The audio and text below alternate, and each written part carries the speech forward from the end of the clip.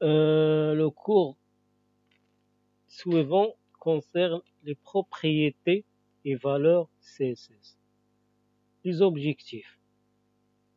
Premièrement, comprendre le rôle des propriétés et des valeurs CSS dans la conception web. Apprendre les propriétés CSS les plus couramment utilisées et leurs valeurs associées. Explorer des exemples pratiques d'utilisation des propriétés et des valeurs CSS. Introduction aux propriétés et valeurs CSS.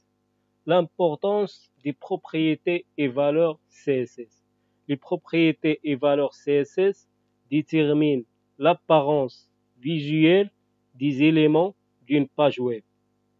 Alors, les propriétés et valeurs CSS a pour fonction de déterminer l'apparence visuelle des éléments d'une page web.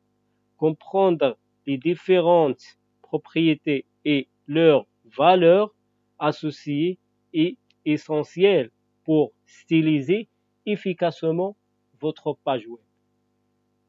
Structure d'une déclaration CSS. Chaque règle CSS se compose d'une ou plusieurs déclarations qui sont constituées d'une propriété suivie de 2 points et de sa valeur, terminée par un point virgule. Exemple. Propriété, 2 points, valeur, point virgule. L'unité ou bien les unités de mesure en CSS. Les valeurs des propriétés CSS peuvent être exprimées dans différentes unités de mesure. Les valeurs des propriétés CSS peuvent être exprimées dans différentes unités de mesure, telles que les pixels, les pourcentages, les EM ou les REM, etc. Comprendre quand et comment utiliser chaque unité est crucial pour créer des mises en page flexibles et réactives.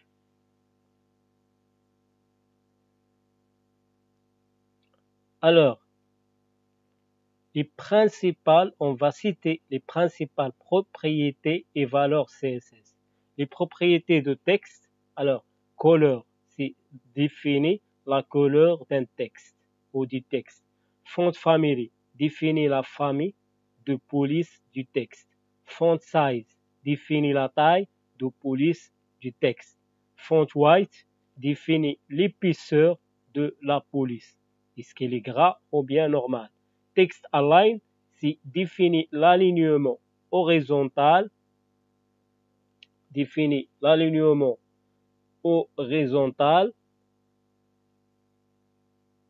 horizontal du texte.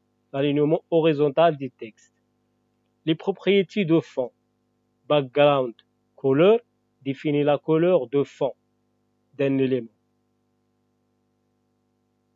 Background image définit une image de fond pour un élément. Background size définit la taille de l'image de fond. Background position définit la position de l'image de fond. Propriété de marge et de rembourrage. Margin définit les marges extérieures d'un élément.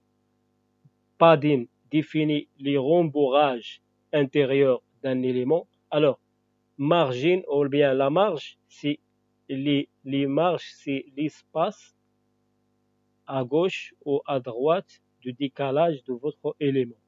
Le padding ou bien le rembourrage d'un élément, c'est chaque élément il est considéré à l'intérieur d'un carré.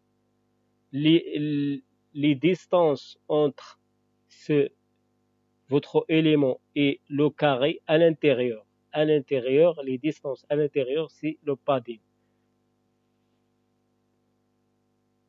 C'est les distances entre votre élément et les bords du carré qui l'entourent. Propriété de bordure. Border weight, c'est définir l'épaisseur de la bordure. Border style définit le style de la bordure. Est-ce qu'elle est solide, pointillée ou bien d'autres styles. Alors, bordure color, c'est définir la couleur de la bordure. L'exercice pratique que je propose, c'est de créer une page HTML de base avec plusieurs éléments différents. Utilisez les propriétés CSS pour styliser les éléments de votre page en utilisant différentes valeurs pour chaque propriété. Expérimentez avec différentes unités de mesure, pixels, pourcentage, EM, etc. pour comprendre leur impact sur la mise en page.